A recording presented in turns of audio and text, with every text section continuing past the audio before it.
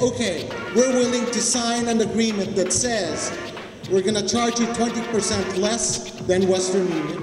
Whenever we invest our money, it's not going to go to projects that further displace communities.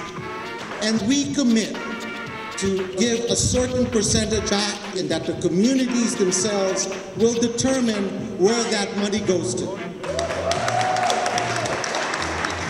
Hoy, en cooperación con nuestras familias y comunidades, formamos la primera Asamblea Global de Remitentes para construir un futuro mejor para todos nosotros y continuar la expansión de nuestra red de migrantes y familias.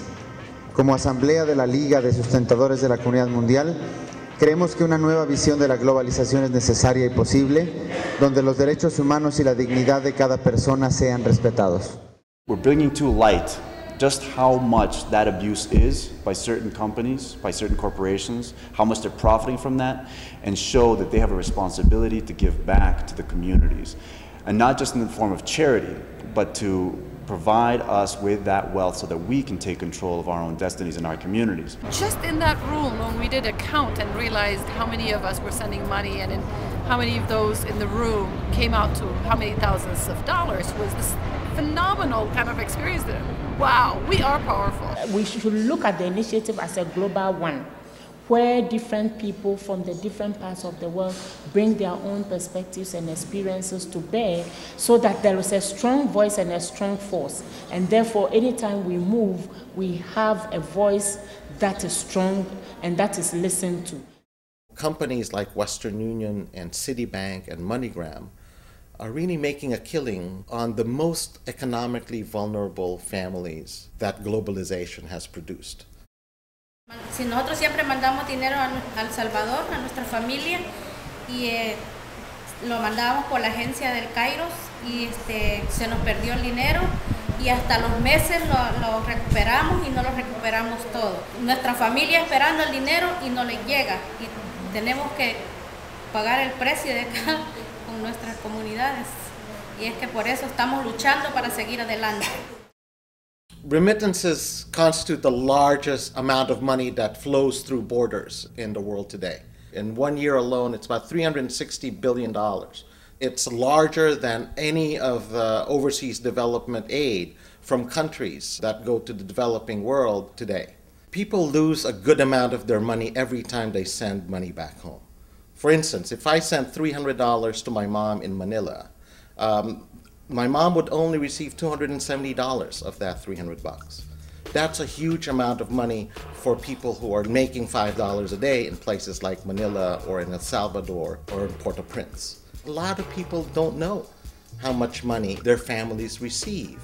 We've heard people spending $50 for $150 that they've sent. A transaction that costs pennies. More and more women are migrating, leaving their families in order to find work and to be able to sustain their families back home. And even though they continue to earn less than men, they send more of their income back home to their families. For instance, Jania Marcelino, who works with us in Providence, Rhode Island, she's originally from the Dominican Republic. And her mother left the family to work in the United States when Jania was a little girl. And Jania followed her mother later on in life. Even though the family has not been together for now generations, it is through women that the family unit is maintained, through that expression of love, through that sending of money home to their families. Si ustedes van a estar hablando sobre financiamiento, van a estar hablando sobre un tema político. Entonces, un reto fundamental a la hora de hablar de las remesas y las familias, toda esa diversidad de familias que existen en las comunidades de migrantes, tenemos que hablar cómo ese dinero y ese financiamiento realmente transforma las relaciones en las comunidades y realmente empodera a las mujeres. Cuando hablamos de dinero no estamos hablando de un tema neutro y que la dimensión de género es fundamental si ustedes realmente están hablando muy en serio de transformar sus comunidades y alcanzar el desarrollo. On September 10, 2007, in New York City, we declared an international boycott on Western Union to say to the industry that they can take advantage of our communities no longer.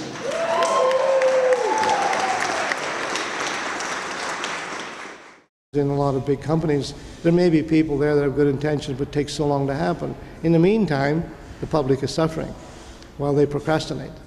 They will begin to realize that they're antiquated in the way they're doing business right now, and they need to change.